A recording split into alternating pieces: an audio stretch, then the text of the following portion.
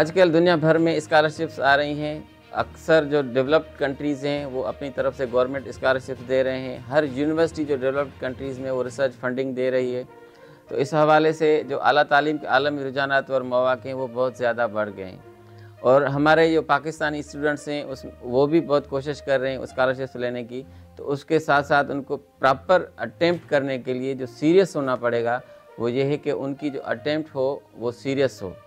उसके लिए आजकल दुनिया का कोई ऐसा डेवलप नेशन नहीं है जहाँ पे आपको स्कॉलरशिप ना मिले। उनकी जो गवर्नमेंट की वेबसाइट्स हैं, ख़ासतौर पर एजुकेशन डिपार्टमेंट की या उनके जो एम्बेसी हैं उन पे वो डिटेल्स हैं।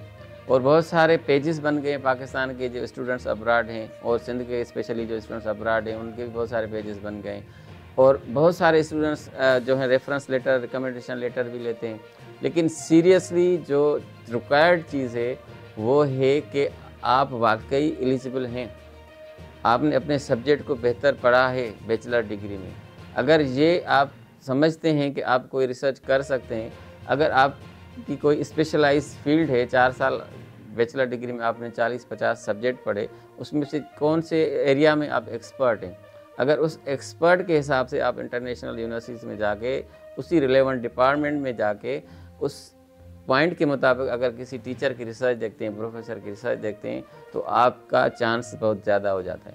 आप टू द पॉइंट जाके उस प्रोफेसर को ईमेल कर सकते हैं कि I am interested in your research area where I am also working, और मेरा बैकग्राउंड ये है और मैंने इस सब्जेक्ट में ख़ासतौर पे जो आपसे रिलेटेड रिसर्च है उसमें अच्छे नंबर भी लिए और उसमें मैंने 1-2 पेपर भी पढ़े हैं या 1-2 पेपर निकाले हैं। तो ये चीज़ इनकरेज करती है। और जो प्रपोज़ल होता है, जो गवर्नमेंट वेबसाइट पे जब हम जाके अपलोड करते हैं प्रपोज़ल जहाँ पे स्कॉलरशिप्स होती हैं, तो वो प्रपोज़ल बहुत अहम रोल प्ले करता है। जो हमारी ईमेल की कम्युनिकेशन होती है वो बहुत अहम रोल प्ले कर रही होती है।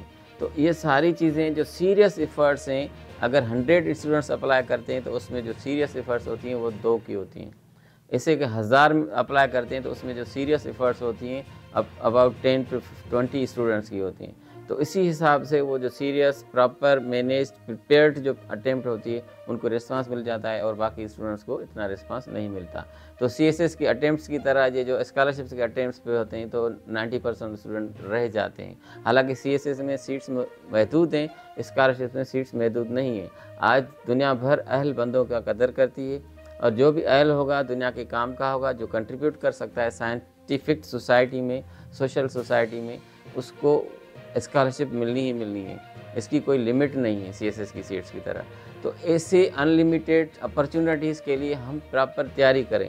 सीएसएस की तैयारी के लिए तो हम दिन रात एक कर देते हैं, लेकिन स्कॉलरशिप लेने के लिए हम फॉर्मेलिटीज़ पूरी करते हैं। नॉन सीरियस एटीट्यूड होता है, जो पॉइंट तकरीबन 2 to 5% स्टूडेंट्स का सीरियस एटीट्यूड है। अगर ये 100% का सीरियस एटीट्यूड हो जाए तो हमारी स्कॉलरशिप्स जो साल में अपना पाकिस्तानी स्टूडेंट्स ले रहे हैं, सिंधी स्टूडेंट्स खासतौर पे जो ले रहे हैं, उनका तादाद डबल हो जाएगा।